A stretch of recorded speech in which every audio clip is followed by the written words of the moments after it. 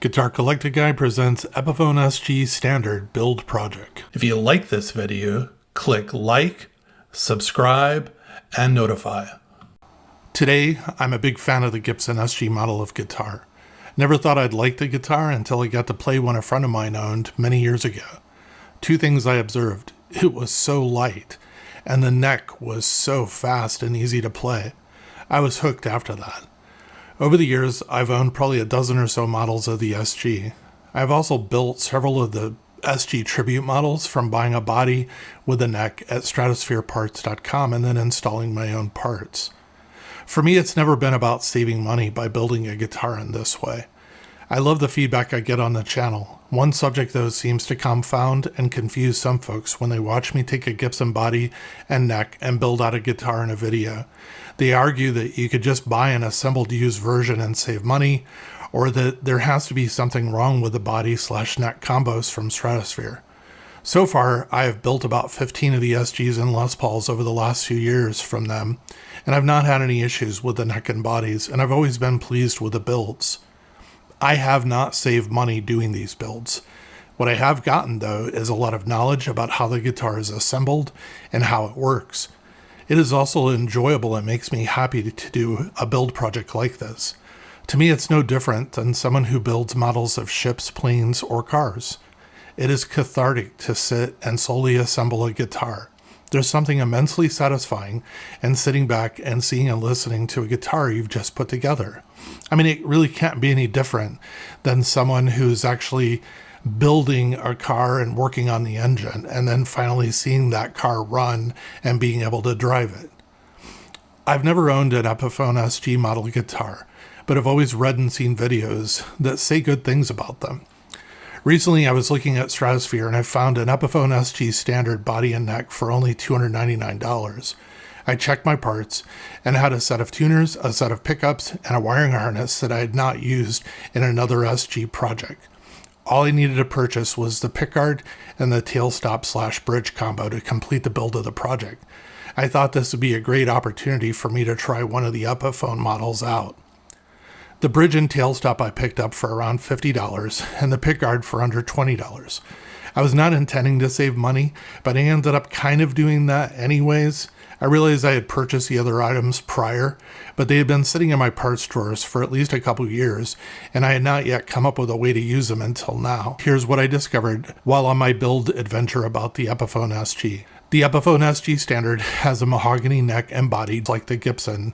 It has a 24.75-inch scale length, 22 medium jumbo frets, and a nut width of 1.693. The model is available in cherry and also alpine white. The neck profile is a 60 slim taper. The fingerboard material on the Epiphone model is Indian Laurel. The bridge is an Epiphone Locktone 2-Nomatic, and the pickups are Epiphone Alnico Classic Pro, although I installed another set of pickups in this, and I'll talk about that in a little bit. Here's what I'm putting into this project.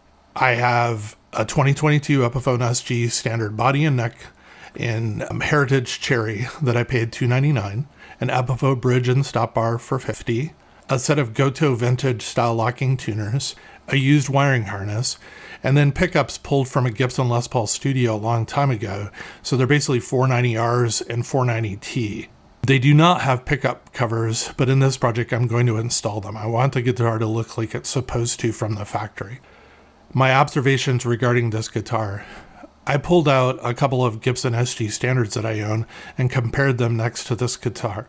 The quality and overall look and build of this guitar is almost identical. There's nothing lacking or wanting for me. The weight of the Epiphone SG is 7 pounds and 4 ounces. The average weight of a Gibson SG is between 6.5 pounds and 8 pounds. Although I've never found one in 8 pounds, that's just through research. This definitely falls into the realm of what is considered a light electric guitar. I really like the acoustic tone of this guitar. What I mean is, how does it sound playing while not plugged into an amp?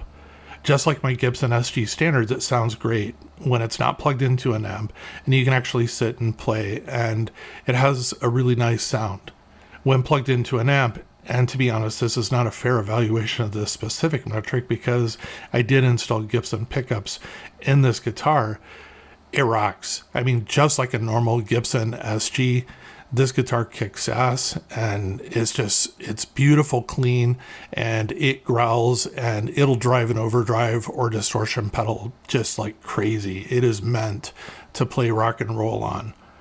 Overall, I'm very happy with this guitar, and I will keep her. If you knew me, this actually means a lot because I actually sell and trade a lot of my guitars.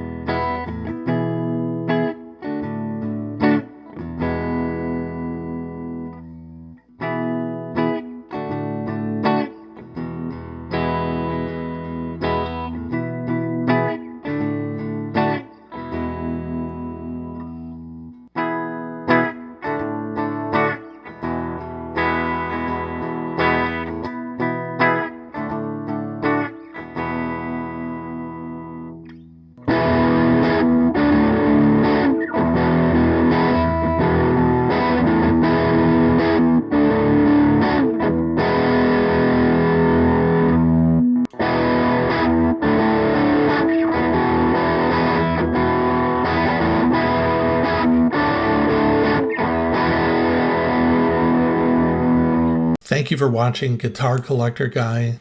Really appreciate you being here. Hope you come back and watch more. If you like this video, click like, subscribe, and notify.